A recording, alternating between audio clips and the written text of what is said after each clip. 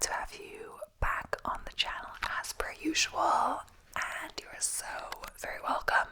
If you haven't subscribed already, please make sure to do so. Today's video is all about crimes with strange last words, so like the criminal's chilling final words. So let us get into it. So 15 infamous last words from criminals on death row, and these might not all be from criminals on death row as the video goes on. So what words does a convicted criminal choose to be their last before they die? Would they ask for forgiveness or tell their family they miss them? Most probably do. Others, however, have other things to say. Here are some of the strangest last words before execution. So, Jimmy Glass, 1987, Louisiana. So his last words were, "I'd rather be fishing." So on Christmas of 1982, 20-year-old Jimmy Glass and inmate Jimmy Wingo escaped from jail and shot an elderly couple to death while burglarizing their home. Both blamed each other for the crime and both ended up on the electric chair. Jeffrey David Matthews, 2011, Oklahoma. So his last words, "I think that governor's phone is broke. He hadn't called yet." So Jeffrey David Matthews had his execution postponed 3 times, twice by the governor of Oklahoma to further investigate his claims of innocence, and once due to the controversy surrounding the drugs they were going to administer to him. Matthew was indicted for the 1994 murder of his great uncle, Otis Earl Short, after he and an accomplice robbed his home.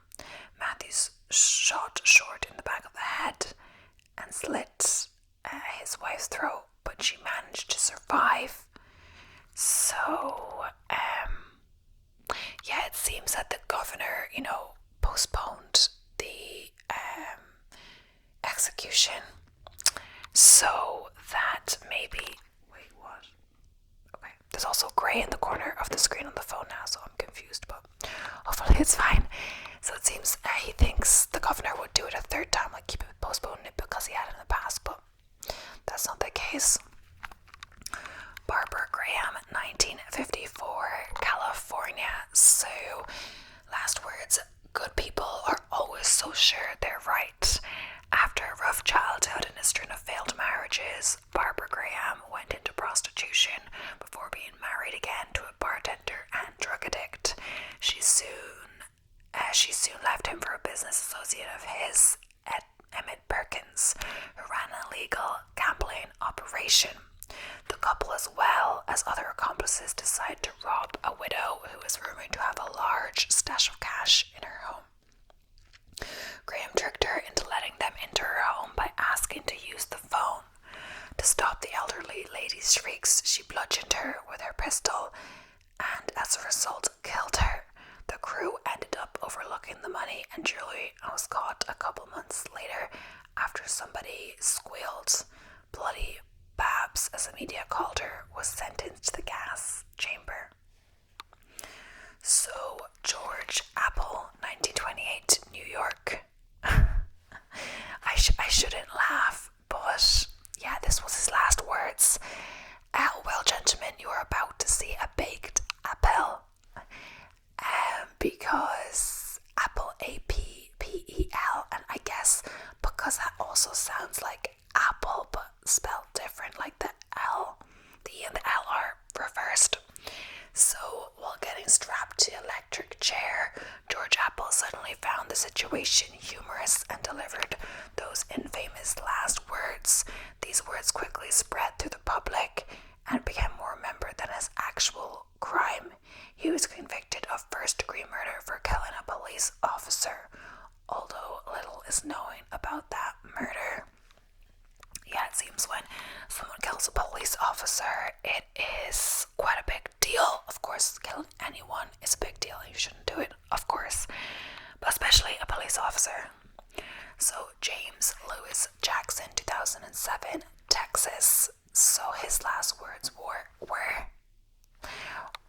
Warden murder me. He then referred to Harris County, where he was convicted, as Sodom and Gomorrah, the biblical cities destroyed by God for their sins. I'm ready to roll. Time to get this party started. So, in 1995, James Lewis Jackson married Sharon Jackson and became a father to 2 stepdaughters. Due to heavy drug use, he had trouble keeping a job after struggling with the marriage and his wife threatening divorce. He ended up strangling her and her 2 daughters. Robert Charles Towery, 2012, Arizona. So his last words were, I love my family, potato, potato, potato. So Robert Charles Towery was executed through lethal injection, which is ironic considering he was charged for injecting battery acid into his victim before strangling him to death in a 1991 robbery. The victim was a philanthropist who loaned money to Towery on several occasions and used him as a mechanic. During Towery's last moments, he apologized to the victim's family and cursed his bad mistakes. The potato reference was a secret message to his nephew, a sound that a Harley Davidson motorcycle makes while the engine is idle, and it was a way for saying that everything is okay. So I thought he included a message for his nephew at least. So George Engel, 1887, Illinois. So his last words were, hooray for anarchy. This is the happiest moment of my life. George Engel was a German immigrant who lost faith in the political process and joined the International Working People's Association in 1886. A big rally full of anarchists and labor activists turned violent when a bomb was thrown at the police, killing 7. Although nobody knew who threw it and Engel was at home playing cards, he was convicted of murder and went to the gallows. So Eileen Wuornos, 2002, Florida. So the last words of her were, yes, I would just like to say I'm sailing with the rock and I'll be back. Like Independence Day with Jesus, June 6th, like the movie, Big Mothership and all, I'll be back. I'll be back. With a father who was a child molester and hung himself in jail, and a mother who abandoned her to the care of her grandparents. Eileen Wuornos' childhood was a troubling one. By the age of 12, she was involved in drugs and sex. Later on, she became a prostitute. She started her killing spree in 1987, murdering 7 men. She claimed she killed them out of self-defense, but in the end, she was sentenced to death by lethal injection. The movie Monster was inspired by her life. So, James French, 1966, Oklahoma. So, his last words were, how about this for a headline for tomorrow's paper? French fries. So, in 1958, James French murdered a driver who picked him up from hitchhiking. While serving his life sentence, he decided that he didn't want to live anymore, but was too afraid to end his own life. And so he killed his inmate to compel a state to execute him by electric chair. Johnny Frank Garrett, 1992. I'd like to thank my family for loving me and taking care of me, and the rest of the world can kiss my ass. Indicted for the rape and murder of a nun in 1981. Johnny Frank Garrett's execution was a controversial one due to the fact that he was mentally handicapped and only 17 when he was sentenced. He had a horrific childhood, and a mental health expert once described him as having one of the most virulent histories of abuse and neglect he had encountered in 28 years of practice. There was a lot of speculation that he was innocent, and since the crime was similar to other incidents that led back to a detained Cuban refugee. Robert Alton Harris, 1992, California. You can be a king or a street sweeper, but everyone dances with a grim reaper. So I guess that kind of means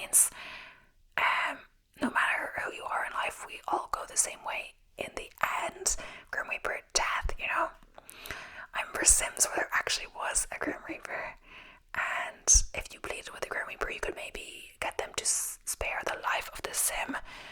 But one time I wanted to do that, but like they couldn't because they were like blocked or something was in the way, and you couldn't pause the game to move it because, you know, it was in the middle of an important scene and you can't just like quit or something. I don't know. In 1978, Robert Alton Harris and his brother Daniel Marcus Harris went to a fast food restaurant and abducted 2 teenage boys. They forced the boys to drive them to an isolated area where Robert shot them. The brothers then used the stolen vehicle to rob a bank. They were discovered shortly afterwards in their home, and Robert was sentenced to get the gas chamber while Daniel served 6 years in prison. Yes, so I guess Daniel did way less time because he wasn't the one who killed the boys. Richard Zeitvogel, 1996, Missouri. So keep the faith and rock on. So Richard Zeitvogel was in jail for armed robbery and rape when he and his lover Frank Guan fatally stabbed an inmate in 1981. However, it was Guinan who received the death sentence while Zeitvogel got life in prison. In an attempt to room with Guinan, Zeitvogel murdered another inmate with a wire in 1984. He was later executed by lethal injection. So Patrick Brian Knight, 2007, Texas. So the last words were, "Not all of us are innocent, but those are, I said I was going to tell a joke. Death has set me free. That's the biggest joke. I deserve this. And the other joke is that I'm not Patrick Brian Knight. And y'all can't stop this execution now. Go ahead. I'm finished." Either there's some mistake in the typing down here. And y'all can't stop this execution now. Go ahead, I'm finished. So, in 1991, Patrick Brian Knight and an accomplice abducted a couple next door and locked them in their basement. The following night, Knight blindfolded them, drove them to a secluded area, and shot them. While awaiting his execution, he used websites and mail to ask the best jokes he could use as his final statement. Although he received 1,300 jokes and he was able to narrow it down to 5, he ended up naming several inmates he believed were innocent and using his own joke. Okay, so it was a joke, and he thought about it for quite a while. So Thomas J. Grasso, 1995. "I did not get my SpaghettiOs. I got spaghetti. I want the press to know this." Okay. Oh, is that when you do the last meal? I've actually never liked the SpaghettiOs or whatever they are. I think I've tried before. I don't know. I would prefer spaghetti. Thomas Grasso received the death sentence for strangling an elderly woman with Christmas lights during a robbery, and 6 months later murdering an elderly man to steal his social security check. Although his last meal included 4 dozen steamed mussels and clams, a Burger King double cheeseburger, half dozen barbecued ribs, and 2 strawberry milkshakes, he was disappointed they substitute spaghetti for SpaghettiOs. So Grover Cleveland, Reddin, 1921. "I have something to say, but not this time." So Grover Cleveland Reddin was mentally unstable, believing that he was the Prince of Abyssinia and was on a mission to bring his people back to the homeland. He was sentenced to death for starting an anti-government riot in which 2 of his followers were killed. We're still all waiting to hear what he has to say, because he said something to say, but not this time. So this article was originally published in 2016, but it says it has been updated.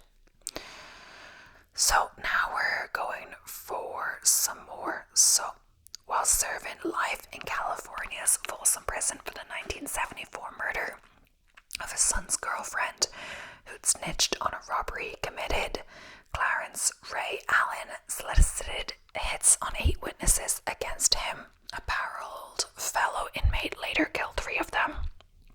was arrested while carrying Allen's hit list of names. Allen was convicted for those added killings and, at age 76, died by lethal injection on January 17th, 2006. He was the second oldest inmate executed by the US in 30 years. His last words were, "My last words will be, Hoga, hey, it's a good day to die. Thank you very much. I love you all. Goodbye."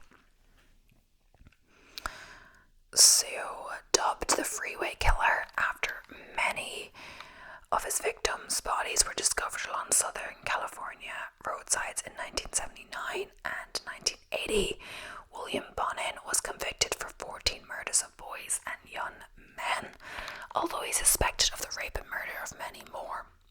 Bonin died on February 23rd, 1996 at San Quentin State Prison by lethal injection. His last words: "I would suggest that when a person has a thought of doing anything serious against the law, that before they did that, they should go to a quiet place and think about it seriously." That kind of sounds like regret. Okay.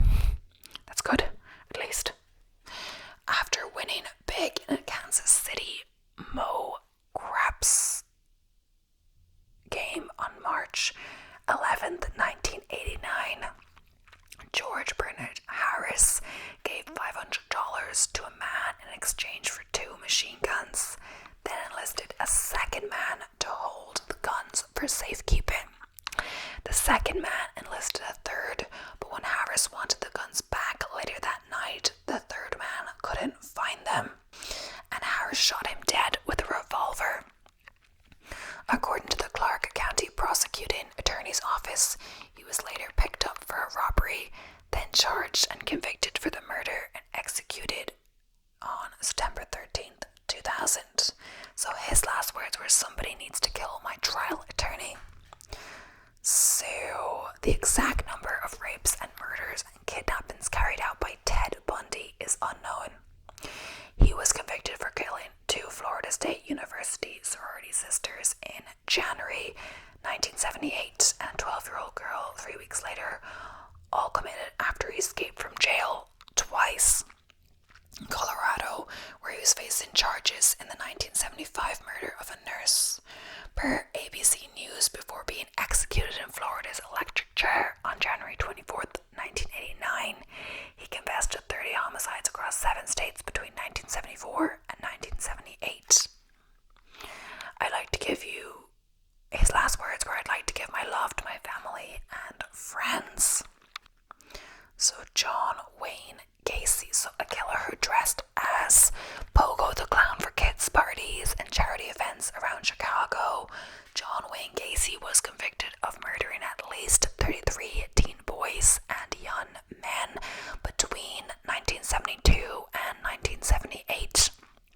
All were killed in his suburban Norwood Park ranch house, most of them strangled or asphyxiated, and Gacy buried 26 of the bodies in the crawl space beneath his home.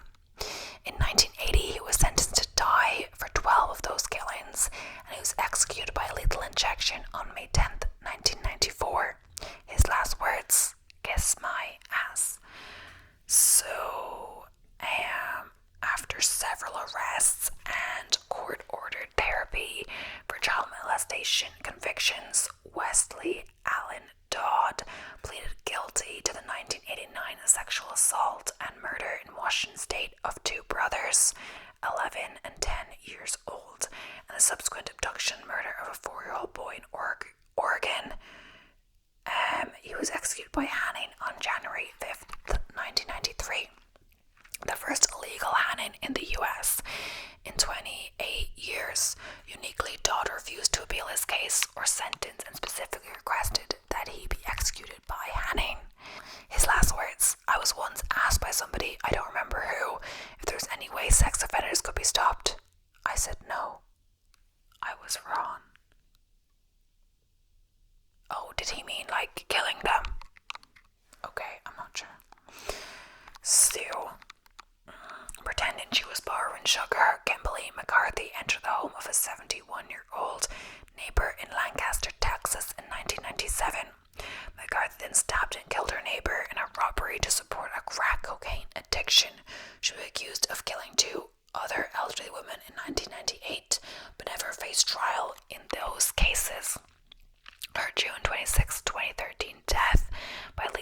injection became the 500th execution in modern Texas history.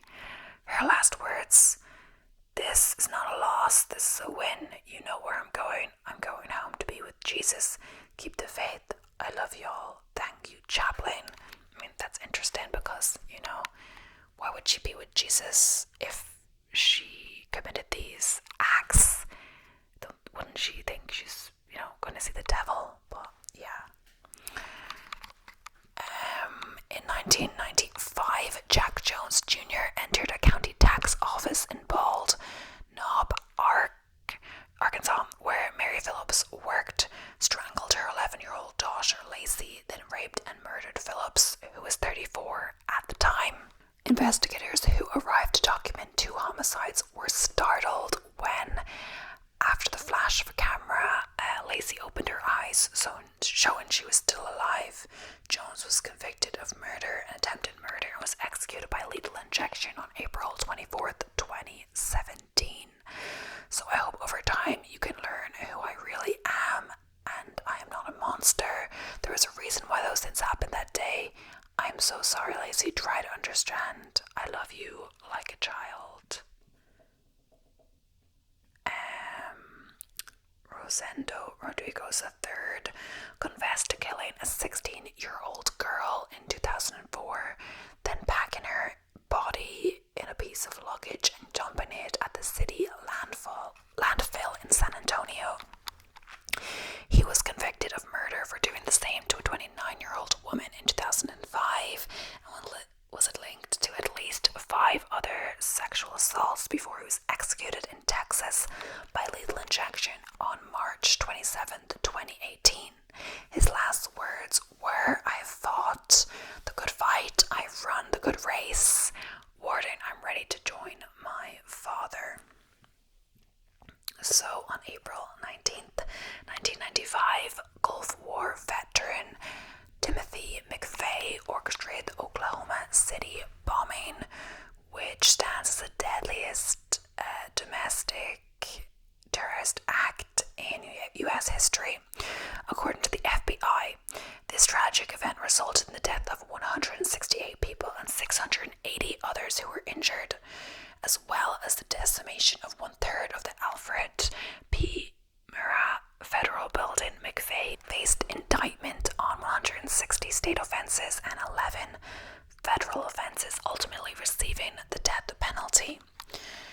Before he was executed by lethal injection in 2001, McVeigh passed on a handwritten copy of William Ernest Henley's poem Invictus to serve as his final statement. His last words: "It matters not how straight the gate, how charged with punishments the scroll. I'm the master of my fate. I'm the captain of my soul." So, serial killer Carl Panzram was arrested in 1928 in Baltimore for a burglary and later found guilty of killing 3 men earlier that month. While serving his 25-year-to-life sentence in prison, the convict confessed to having murdered 21 boys and men. Only 5 could be confirmed at the time, and committing more than 1,000 rapes per San Diego State University. Suspected of killing over 100 men in the U.S., Panzram was executed by hanging in 1930 after slaughtering a prison employee. His last words: "Hurry it up, you Hoosier bastard. I could kill 10 men while you're fooling around." The Shadowy Grape in the acclaimed 1931 film by Fritz Lang entitled M was purportedly inspired by Peter Kürten. I'm not sure how you say it honestly. It's the omelettes on the U. Like German. The director denies this. Nicknamed the Vampire of Dusseldorf, Kürten terrorized that German city in 1929 and 1930s. Being charged with 9 murders and 7 attempted murders.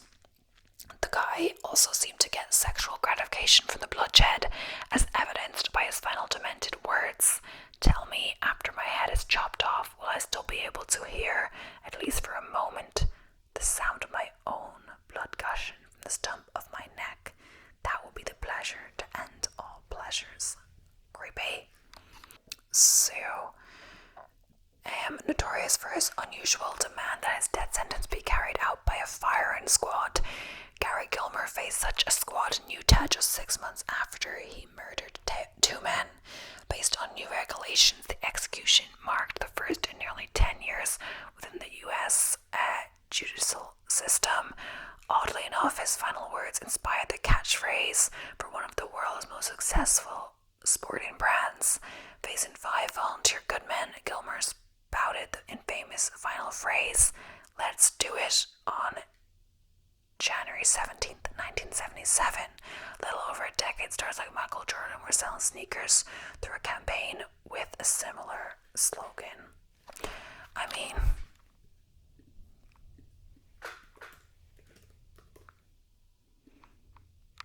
it's "just do it." Nike slogan. Yes, I forgot that in the moment. But, I mean, that's pretty basic. Is that really inspired by this? Like, that's not exactly very creative. Yeah, I think a lot of these are repeats at this point because, of course, all the articles are using the most famous cases. So I think I will end the video here, but thank you so much for watching and I hope you enjoyed. Please don't forget to subscribe if you haven't already, and I'll be seeing you in the next one. So,